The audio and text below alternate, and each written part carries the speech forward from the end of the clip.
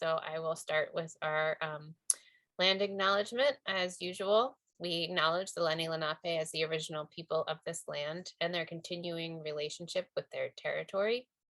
We acknowledge that this is a small gesture, but we hope to offer this small action as an opening to greater public consciousness of Native sovereignty and cultural rights.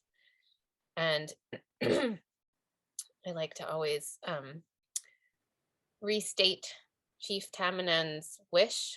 Chief Tamanend was lived from 1625 to 1701 and signed the treaty with William Penn when he arrived here in what would become Philadelphia, Pennsylvania.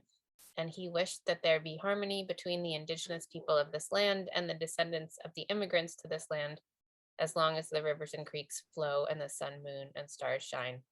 We are certainly still working on that, but I think we can be actively aware of working on it as we move forward. Okay, anyone who came in late, I am recording, so please know that this will be recorded and then put on our YouTube channel for public view. First, I'd like to introduce Kathie Regan Dalzell. She is one of the 5 founders of the Clay Studio. She earned her BA from the University of Pennsylvania and studied ceramics at PCA, now UArts, Moore College of Art, and Penland School of Crafts in North Carolina. Kathie has served on the Clay Studio board often, over the years. I like that, often. It shows her commitment that she would be willing to come back. She has taught for over 25 years at area schools and has had solo and group exhibitions throughout the Philadelphia region. And then Kathryn Narrow was born in Philadelphia, but left for Korea at 10 months old, where she lived for 3 years. She followed this by years in Washington State, Idaho, and then 2 years in Japan. Kathryn believes these formative years living with and among potters and pottery became a strong influence in her life. Perhaps her first trip even foretold her eventual career. She studied ceramics formally with Bill Daly and Petrus Vasquez at the Philadelphia College of Art. Following graduation, she became a production potter for 15 years, taught at several colleges and art centers, and then became an arts administrator at the Clay Studio. Retirement has brought Kathryn full circle to being a full-time potter again. She is currently an instructor at the Clay Studio School. And I think Kathryn wrote this bio herself and did not include that she is the founder of Claymobile. Amy Sarner Williams is an artist living and working in Philadelphia, PA. She spent almost her entire career in the field of ceramic art, teaching, creating, and exhibiting. In 1994, she joined the development staff at the Clay Studio in Old City, Philadelphia. She knew the organization well, having been one of its early resident artists and instructors, and later a member of the board of directors and board chair. In 2001, she became its executive director, and during her 10 years of leadership, doubled its organizational capacity and increased its financial strength. In 2011, she left the staff to refocus on family and personal artistic expression. She says, "It is one of the greatest joys of my life to see the Clay Studio poised to open its brand new state-of-the-art facility in late 2021. Thank you all. We are going to start our conversation by asking these 3 amazing women about their own beginnings in their art careers, and then we're going to shift to talk about their early memories of the Clay Studio and sort of through the 1980s, which think of this as one of many conversations to come. So we're not going to cover everything, but particularly I think the sort of post-fire and 1980s is one of the periods that I'm always interested in hearing more about because it's a little fuzzy in my mind. Just because of the order that you're in on my screen, I'm going to ask Amy to start out by, oh, did we lose Kathie? Lose Kathie, yeah. What happened to Kathie? Oh dear. Okay, well, hopefully she'll be able to come. Oh, Raymond put in the chat the article about the park ranger. Thanks, Raymond. Okay, well, while we wait for Kathie to come back, hopefully in a moment, we will start by asking Amy, how and why did you make the brave decision to make your life in art? Well, I never really expected that to be the way I would go. I went to University of Pennsylvania to get my BA, and partway through there realized I didn't want to go into psychology. I definitely didn't want to be the doctor or lawyer that my father told us that we had to be. And I petitioned the University of Pennsylvania College for Women that I could take a ceramics class at Moore College of Art, because they didn't offer ceramics at Penn, and they agreed that I could get credit for that. But the first time I ever touched clay was really when I was probably 11 or 12, and my father was a avid violin player, and he went up to play chamber music at Goddard College, and we went.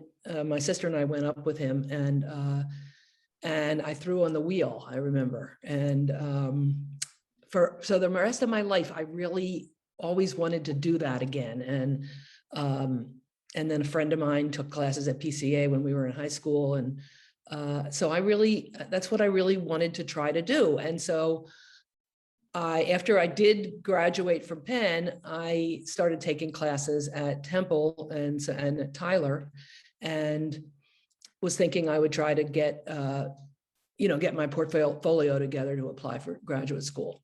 But then I ran into Ken Vavrick, who I knew from West Philly, and on the bus, and he said, well, why don't you come down and visit the clay studio? And so I did so, and I applied to be a member, and I never left, basically. I mean, that was my education. I never got a master's, but I did learn so much from all the people there, and the community has been a major part of my life ever since. And even though I, for many years, had my own studio, still do, but never really left the community of the clay studio. That's so great. And it really strikes me, the idea that you just, you saw Ken on the bus, because I think we're just at this moment where we don't have serendipitous meetings with people because of COVID. And it's important. Like, it's important that we have these, you just never know what's going to happen when you run and, walking down the street. Exactly. Well, I remember that, Amy. Oh, you do? Oh, yeah, I do. Anyhow, I'm glad you paid attention to me. we're glad to.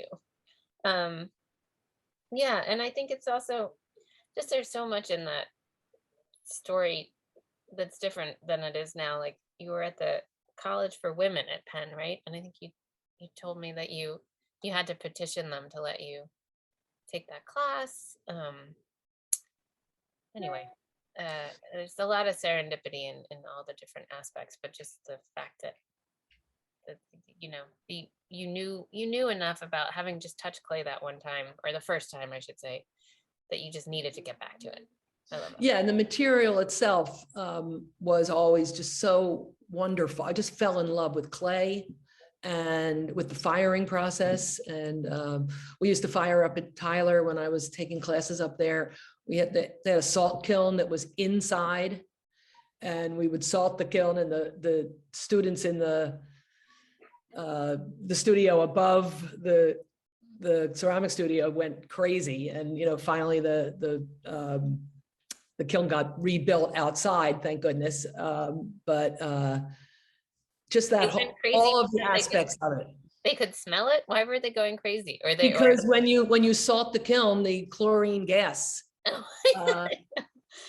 poisonous chlorine gas fills the space. So it has to be outside. So they were validly upset about this. Oh yes, it's fully valid. Yes. Oh, and that's another news story. It makes me think of the volcano in Spain, in the Canary Islands. The government has told them, like, oh, it's okay, just keep your windows closed because of the clouds of chlorine gas that are just wafting across. Right. Keep your windows closed, no problem. Safety issues. Okay, well, in the new building, we're gonna have a soda kiln that is very well vented, right, Jen Martin? Yeah, okay, that's great. Thank you so much, Amy. We will come back to you. Okay, Kathie Regan had a little little hiccup there, but she's I back. did have a hiccup, but I corrected it. You figured. What was the Okay, let's- question? Because I missed the beginning of Amy's. Okay, the question is, how and why did you make the brave decision to make your life in art? I had graduated from Penn and I was working in a bank at the time, married to my first husband at the time, and took a right up the block, a few blocks away from my house, was PCA. And I don't know why, but I took a night class there, and that was the beginning of it. It was with Petrus Vasquez. Is that how you pronounce it, Kathryn? And actually, so I took a night class, and that was the start of it. I mean, I don't know, the combination of the material, which captures you, was like astounding. The very first thing, this was 1969, maybe 68, and the thing was, you were not allowed to make an ashtray. Some indication of what people were doing. I think I was also smoking probably at the time. I don't know. Anyway, Everybody did. it just was funny. I don't know. Kathryn was the teaching assistant in the class. And the other woman in the class was Betty Parasano, who was also one of the founders of the Clay Studio. Anyway, I just got hooked on it, and within a short period of time, a couple of semesters, I decided to stop working at the bank because it didn't really draw me, and went to Moore College of Art during the daytime because that was the only way I could continue doing it. And so I had to, and Betty also went. So that's and that's how we got into Moore. And Moore was just, so it was a combination certainly of definitely the material is magical, and the community was, and once we were into it, it was just, and the same similar stories to Amy of doing raku and salt firing outside in the shed. Ken will remember the shed out behind the back at next to the parking lot, I guess. It was pretty amazing setup, but it was the beginning. And in a way, haven't left also. I just, I've got a new marriage, have kids, life is different, new studio, but I left the Clay Studio, physically left the Clay Studio because I had a second child, and I didn't feel I could be helpful, physically helpful is the way at the level I had been before, doing whatever you needed to do, because it was a co-op and I felt like I needed to contribute. So I left, but never left, as you could tell, as you know. It was just too much. I don't know. It's very much of, so in my case, the community was super and is super, super important. And I tried to keep connected, even though I wasn't working there anymore. And then the artists changed and the place changed, but my connection of it was always compelling. Yeah, and you're still on the board, which we I still, yeah. don't want to. It's a little bit like, just not afraid to let go of my blanket or whatever. That is okay with that. Oh, sorry about that noise. Sorry. I want to ask about the beginning when you decided to, you took the class. You decided to take the class. Were you taking it with a friend? Were you just looking for a creative outlet, and I was looking, I'd always wanted to work by? with my hands. I always loved art. I've always was involved, but I just never felt that I could, I don't know. I don't know why it was this particular class. I guess I just was very interested in doing something with my hands. I then continued to take classes at PCA in all other areas, drawing and design and stuff like that, and did the same thing at Moore, but ceramics was the key. That's great. But I wasn't there with a friend. That's what I wanted to do. And boy, and then I tried to do it in my house, which is a joke, but Well, right, and you didn't have a community there, so it Yeah, was exactly. part of it was missing. Yeah, that's great. Lovely. Thank you, Kathy. Okay, Kathryn, can you answer that same question for us? Should I say it again? Sure. No, I remember the question. I've always liked art. My mother was a sculptor and painter, and we did live in Japan and Korea when I was a child, so I was around a lot of artists and a lot of pottery. And eventually I got a book as a child on Egyptian archaeology, and that was it. I decided I'd be an archaeologist. I was going to grow up and do that. Of course, then I went to school and reality set in. And I had like 4 majors in liberal arts colleges and 3 majors at PCA. And eventually I settled on ceramics. But I had a lot of extra credits from liberal arts college. So I went to Penn and took a course in archaeology with special, I had to petition and get special permission. And it was the same credits and price as PCA, so per credit. So they let me take the class.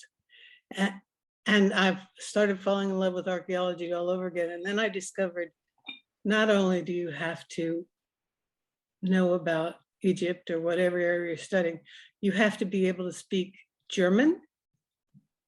And what was the other language? I can't remember, but you had to speak 2 languages.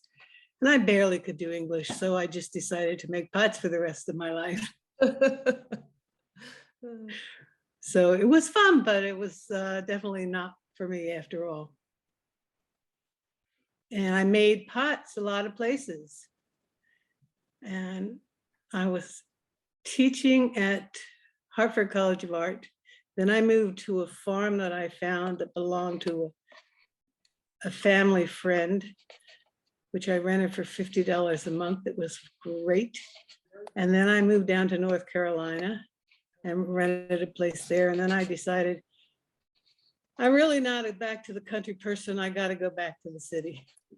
So when I went back to the city, it was Philadelphia. And there were 2 places I investigated. And I interviewed at the Clay Studio and they took me in. And it's been my second family since then. Well, and all of you have added so much to the community and the organization at the Clay Studio. I think Amy, was that your interview? Was Kathy there too?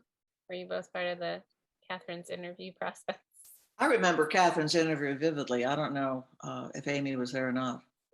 I don't think I would have been. You know, I don't quite remember. I remember interviewing for myself, but I came in a little bit before Kathryn did. I came in a year after the studio started. And, you know, I was just so thrilled to be accepted and then just, you know, really just loved working in that communal setting. It was just really special place to be. Yeah. Kathy, what is the vivid part of Kathryn's interview that? Well, I just something particular. I can't. I mean, I just, when I say vivid, I mean as much as I can be vivid at the age of whatever I am. I just, you know, I can sort of visualize the place where it was, the table. There were a lot of us sitting around the table, talking to her. She was at the end, and she just seemed to really know a lot about pots. I mean, she was obviously had a lot of experience, and I mean, I don't think it was ever an issue. I think she will say that she wasn't certain she'd get in. It just seems silly to me, but no, I just remember it. That's all. And then she ends up having a spot next to mine, and so the 2 of us were pretty thick as thieves there for quite a while, actually. That's another thing, like whose spot are you going to be near? What can you tell us a little bit about the process? You know, how many people did you interview? Were there 15 people for 2 spots, or it wasn't that? I don't think it was that regulated. Maybe Ken would know. It wasn't. It was, you know, we needed to get people in the spaces. We needed to get the money. It wasn't you just wanted to make sure that somebody was going to get along with everybody, that they weren't a jerk, I don't know, that they had a sense of how to operate the equipment and stuff. Yeah, there wasn't the sense of competition. Oh no, they're not good enough. They're not going to get in. We just sort of really needed people to pay the rent. I think. That's Am I good. right? Ken, is he there? Yeah, the rent issue, was right from the get-go.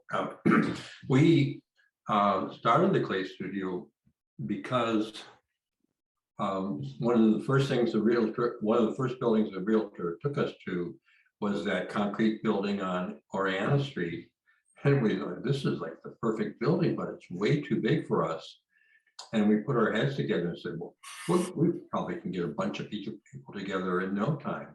And we did get a big group together pretty fast. And I went and moved into the Clay Studio on the 3rd floor. And that was an experience. And I just want to say that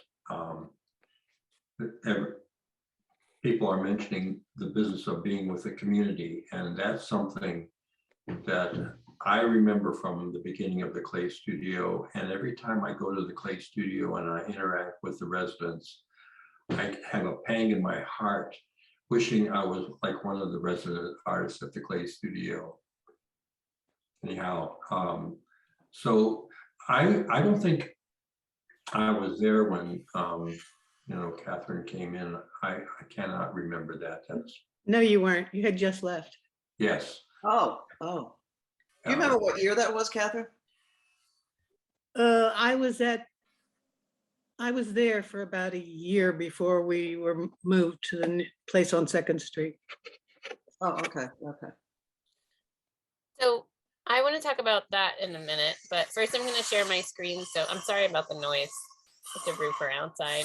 He's like moving into our block. I'm going to share my screen so we can look through some images of people's work for a minute, and then we're going to start talking about what happened right after the fire. Okay. I can do this. I do it every week. Yeah, so Amy was nice enough to send me a couple of really beautiful photos, including both her and Kathie and Kathryn. So That's not Kathryn. I'm gonna ask Amy to go ahead and explain it because I have to put myself on mute for a sec. Okay. This is Kathie and I and Barbara Horowitz, who was married to Bert Horowitz, the first president of the board of directors. And this was we went out for a trip to Bob Fennebaker's amazing collection out in, I guess it's Chester County, somewhere out there. Lancaster.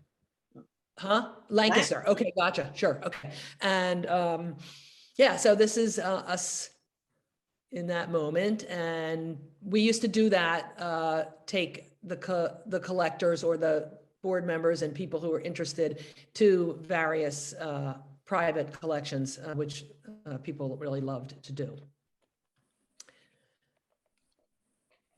This is Kathryn and I in 1994 at the celebration of the 20th anniversary of the Clay Studio. It was in Old City. This is actually the 30th anniversary of the Clay Studio, and that was when when I was the director. So that's 2004, and Jeff Guido is next to me, and he was the artistic director, and Kathryn, the managing director, and then the 5 founders. Yeah, and here's this one has Betty Parasano, who I'm sorry to say I never got to meet.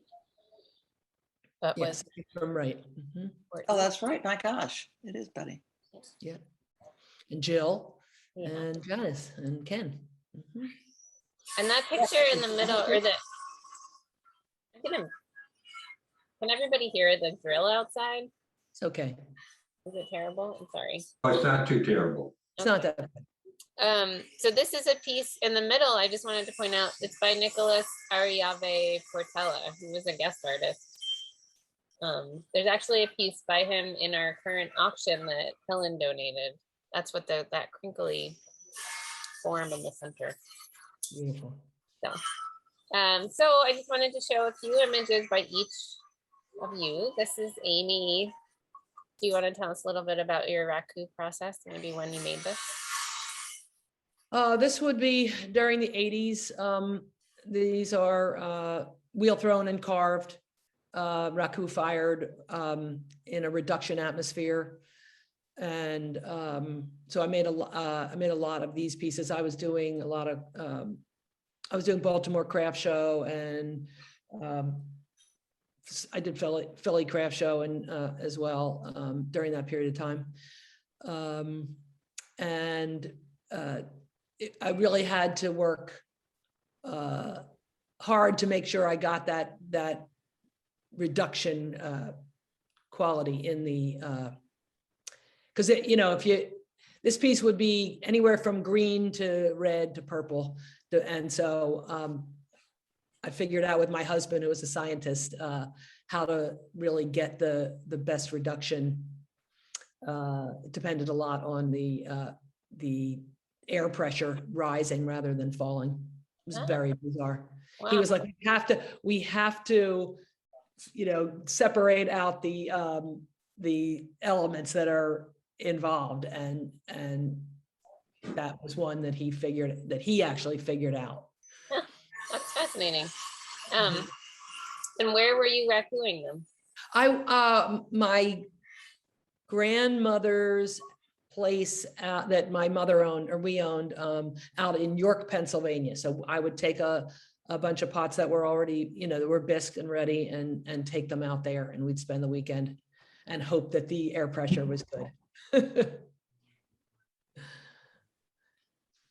That's great. Okay. And this was the first of these pieces, which I still own this piece.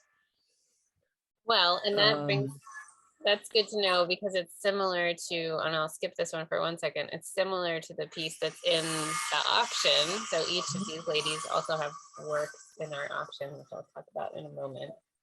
But I assume these are from sort of the same period. So. Yeah, this is all 80s. And then So, but this one, I never really got quite that color sometimes, but it was like, I got this and I'm like, oh, I'm just in love with this. And just continued to work with this process for many, many years. Oh, that's great. Well, it's very successful. And then here's a more recent plate, I think. Yeah. Yes, and these are photo transfer on underglazes, with underglazes, and then glazed and fired at electric with that beautiful black clay they have, Spanish black clay. So, it's hard to get, to me, it's hard to get fantastic results in oxidation.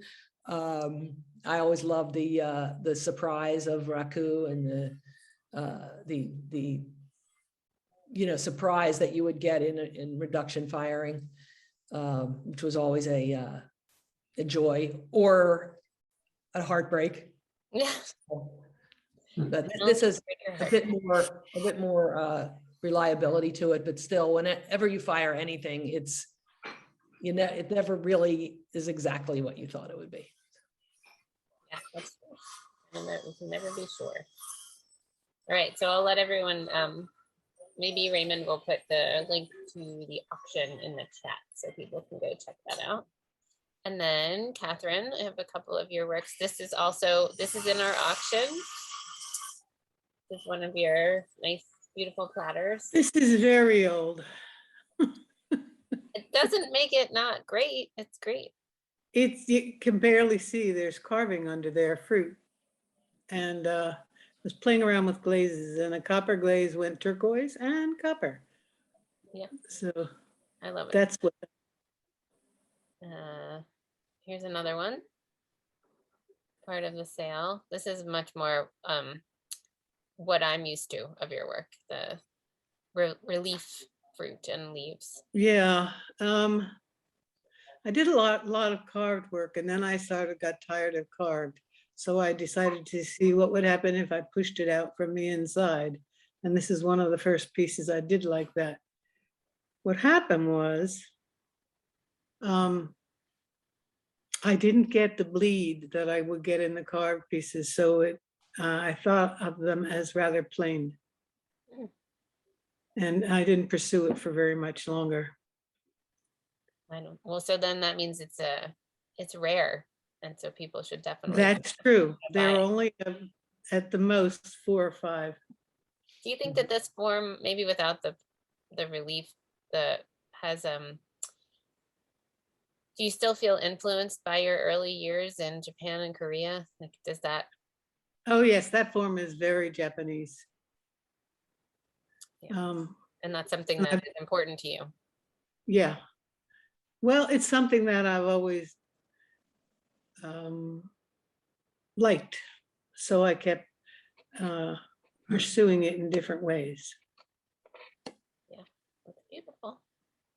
And then I have a couple of images of, like you said, your carved work, and this one and this one is actually still available in the shop. I don't mean to be so commercial, but just so people know, these are more current works from Kathryn.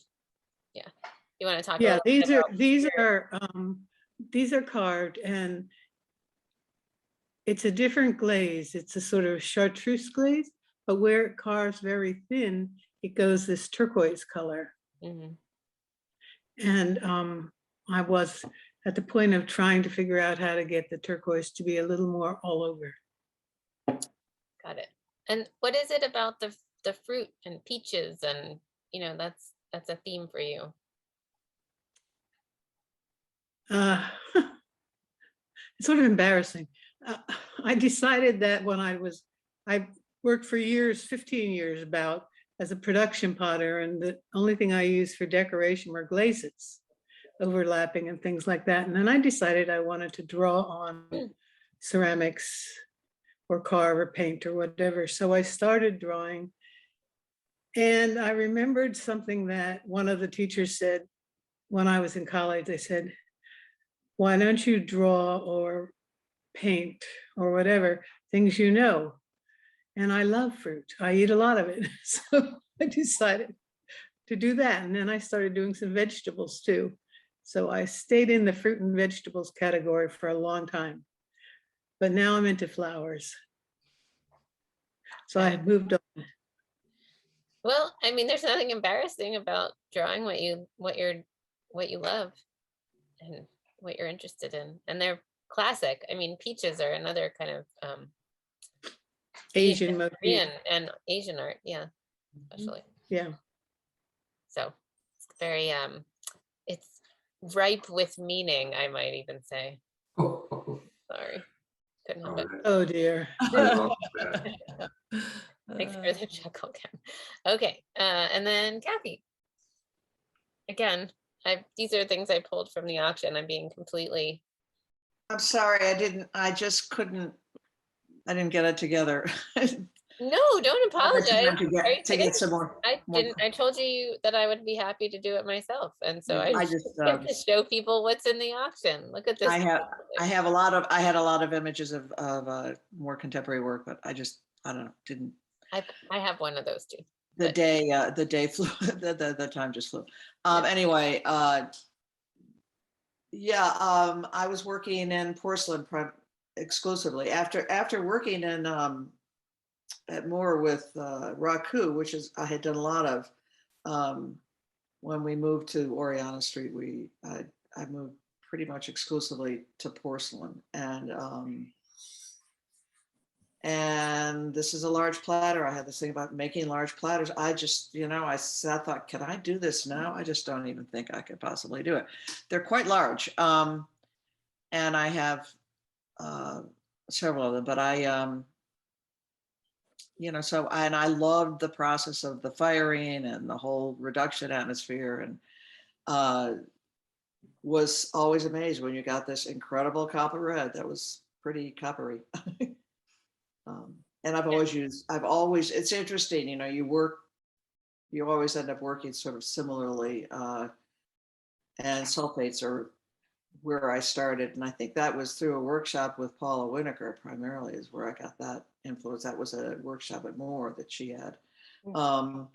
So I've always pretty much worked with porcelain and worked with sulfate. So that's what this is. Well, that's great. I love that insight into working with Paula, who I still feel we lost too soon. I was very lucky. I took a workshop with her up in up at Cape Cod too. It was she was an amazing teacher. Yeah, she was lovely. I love that these two platters are, to me, they're so different. When I saw them, I thought, is this one really by Kathie? Because I know maybe someone else would look and say they look so similar, but to me, it's like, I don't know, it's linear. You've obviously used a tool to kind of create these lines. And then on this one, you're, you know, building up, I guess, slip maybe underneath. Right. Yeah. And it's, you know, it's a lot of working with slip on the surface, painting, basically finger painting with slip was sort of what I was doing. And then highlighting it with the sulfates if I was able to. And, you know, it's hard to photograph to really show people how beautiful they are, which is another reason for everyone to come in person in the next few days to see these. They're available, but it's really special to get to see them on the wall. And this one too is just a favorite. Oh, that's a really pretty color. Although it's hard to tell with again, it's a similar way of working just with a bowl, but a really pretty reduction to the glaze, I think.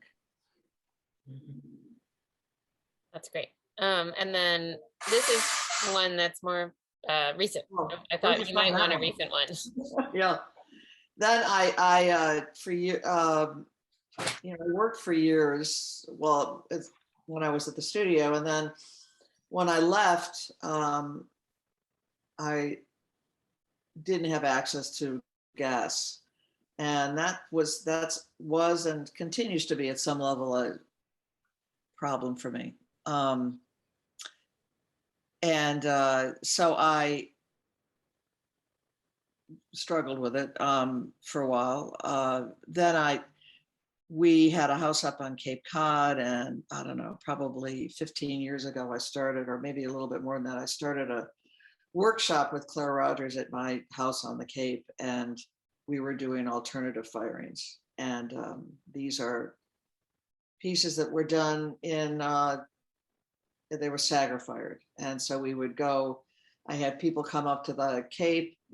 Mostly initially they were students that I knew from Mainline Art Center, where I taught for about 25 years. And I was working with these people thinking, well, I wanted people, if I were gonna have people, they were gonna stay in my house, and I wanted people I knew, didn't want to have strangers in my house. And anyway, it was very much dormitory living, and we lived there together and did these alternative firings in a garbage can kiln, walked around, gathered seaweed from the beach and grasses from around, and worked with, again, sulfates, copper and cobalt sulfate, and soap, and then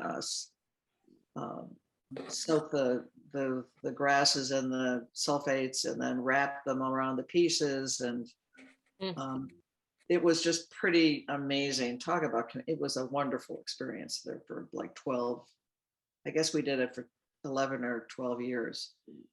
And it was amazing and fun, because you did, you know, we really were experimenting with all sorts of stuff, and you could just, the kiln was a garbage can kiln. We, you know, we did firings on the beach.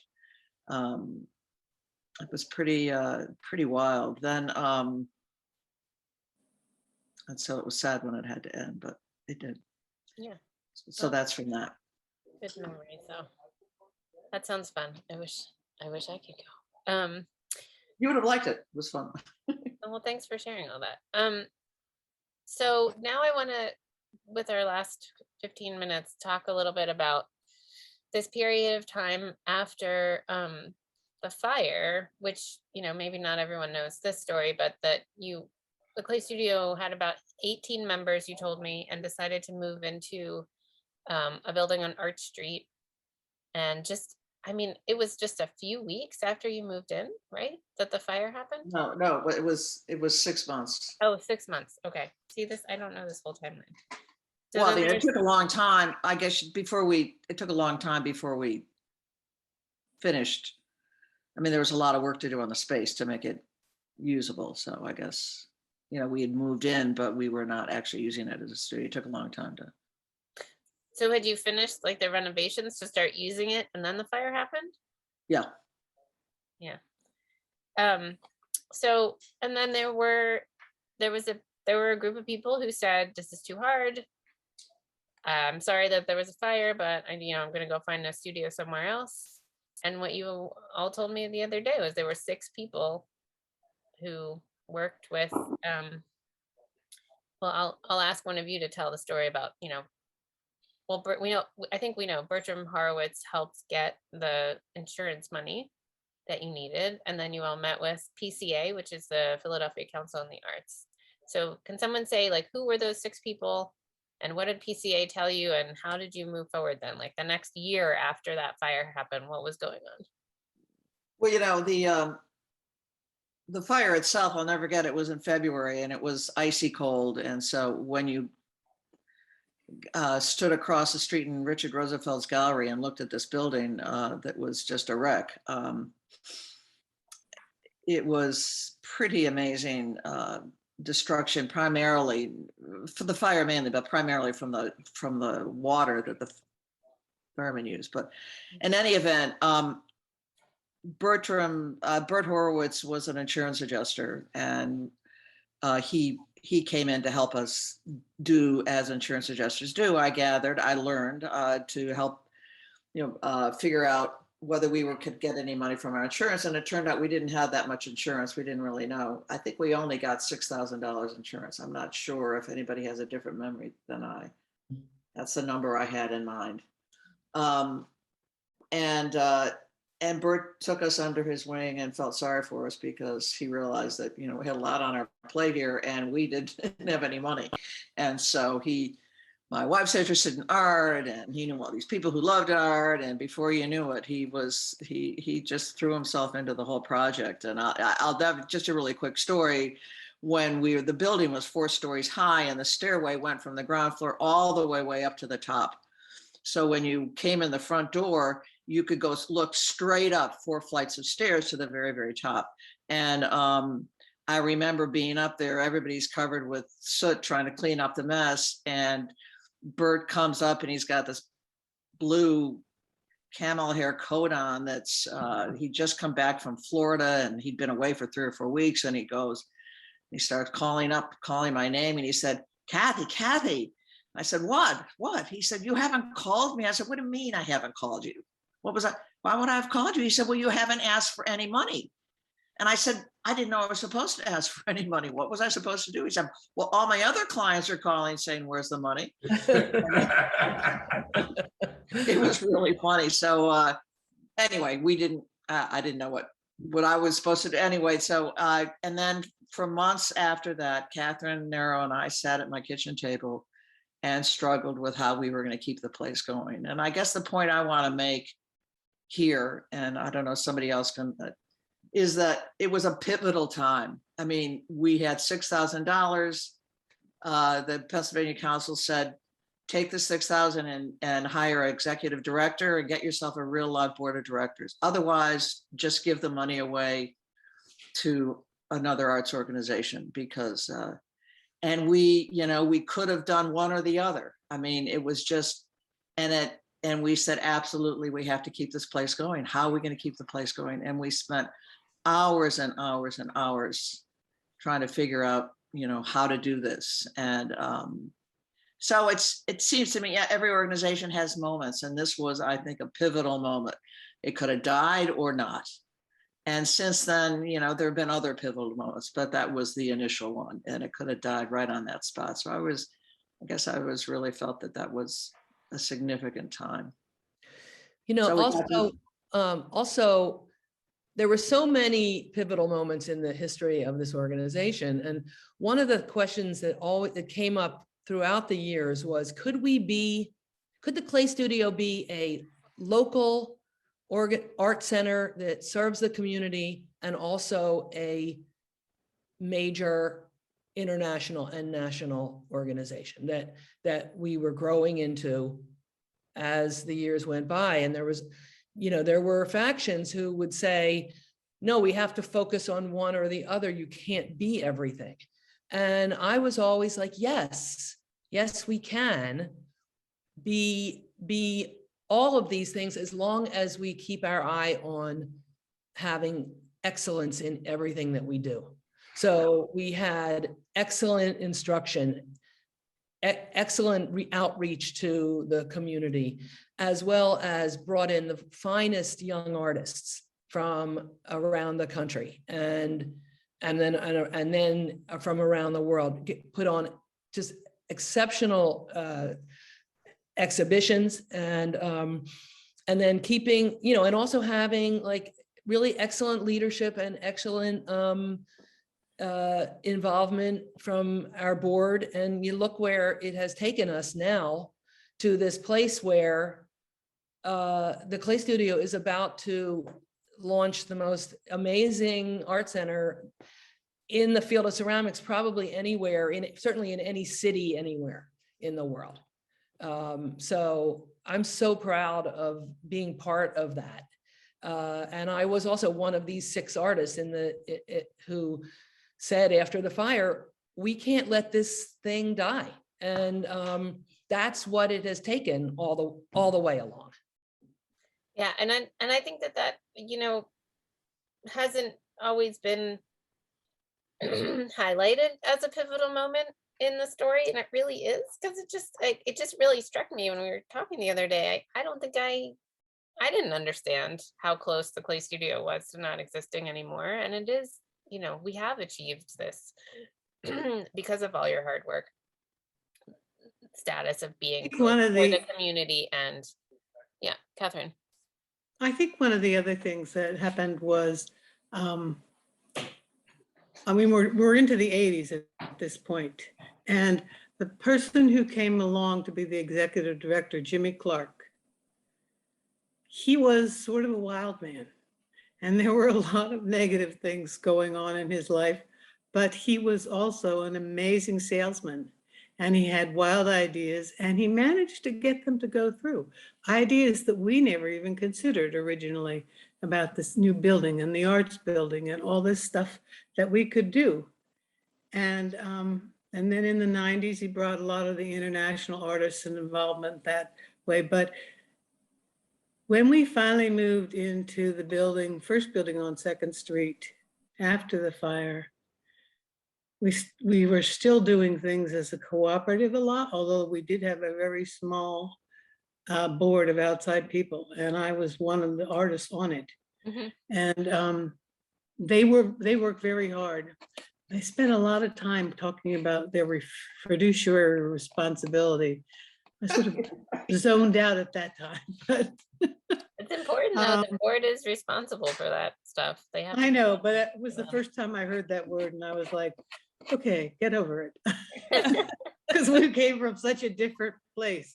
But really, he pushed so much, and he got a 30-year lease, and he got other people involved.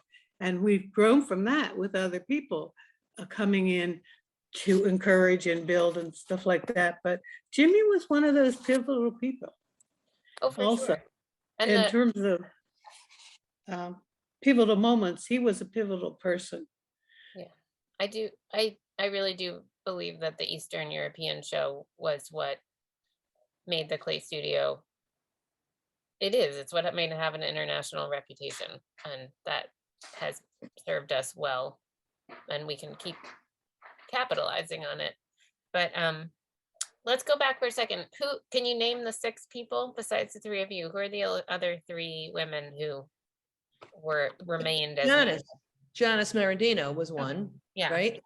And then I think Glenda Fry And I can't remember who the sixth one is. Can you, Liz Janet? was, oh, no, guess not Liz. No, I don't know. I don't know. Glenda was not.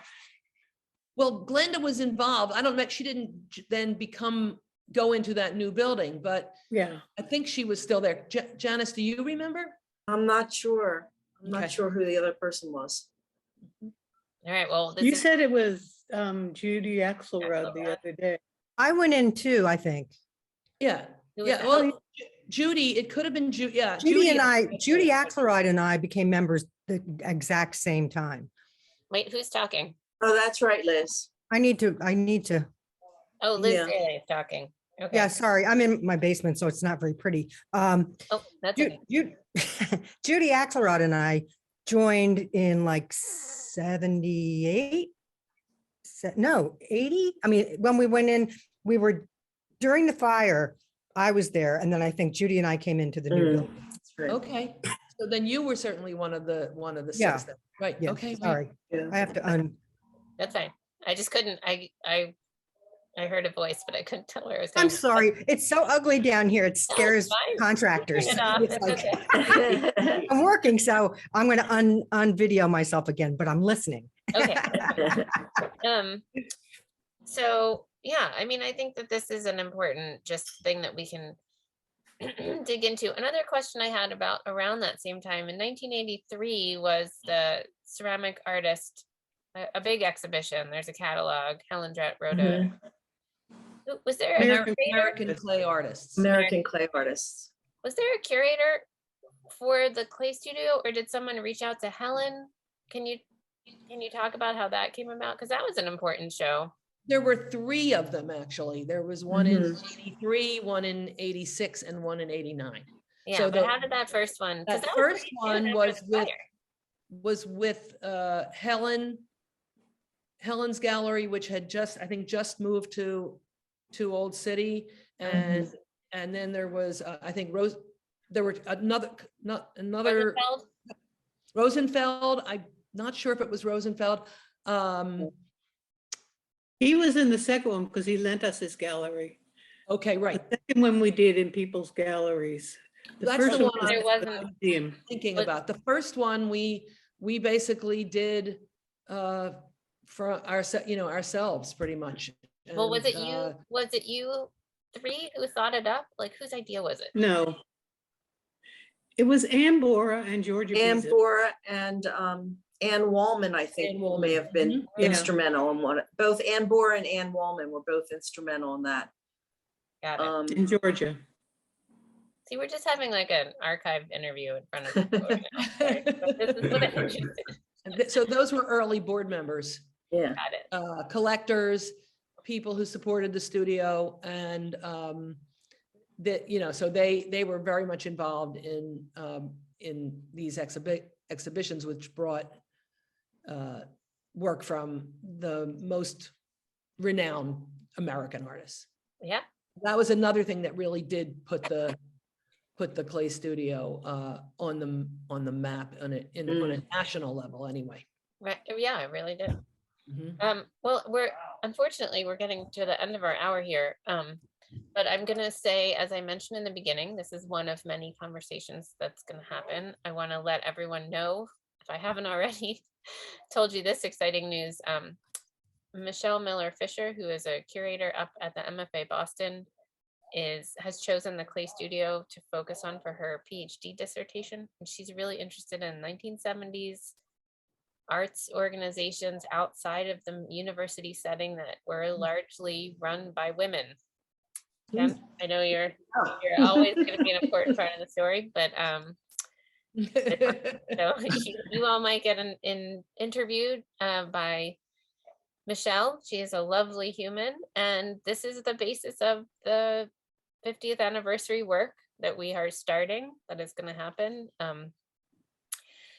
And I want to make sure that everybody here comes and visits us either tomorrow for the pottery sale or Saturday at the clay studio. We're having a fond farewell, proper send-off to our old city home, and there's just finally the auction that is the last exhibition in the new building, in the old building, sorry, with work by all three of you and some other people on this call, including Janice and I think Liz. There might be a And mother. Ken, And Ken, of course, Ken, yes. All of the proceeds from that auction are going to build us our cases and help us care for our collection in the new building. So among all of the other things that the Clay Studio does, we also have a collection started by Jimmy Clark. Speaking of that pivotal person, it's always been in the basement. We are so excited that it will be on view. It is an incredible educational resource and really a physical history of the Clay Studio that will be out in sight. So Great. yeah, every feel free to go on and bid if you want to help us with that. Yes, Amy. every visiting artist left a piece, and also all the Shapiro Fellows left a piece, and many of the resident artists as well. So it'll be great to actually get it back out of the basement. There were many times over the years, and parts of it would come out, but this will be great. Yeah, we're really excited about it. So and if anyone's interested in something like a hard hat tour, I'm just going to go ahead and tell you to get in touch with Jen Martin, because I know she's excited to show people the new building, which is well along in its progress. And I just want to say thanks to everyone for spending your hour with us today. Thank you, Amy, Kathie, and Kathryn. I've loved talking to you, and I can't wait to have more of these conversations and get all this juicy information in our archive. Thank you. Thanks for all of the work you've done over the years. It's an honor for me to work at this place that's been so lovingly fostered over the years, and I hope I'm doing it justice.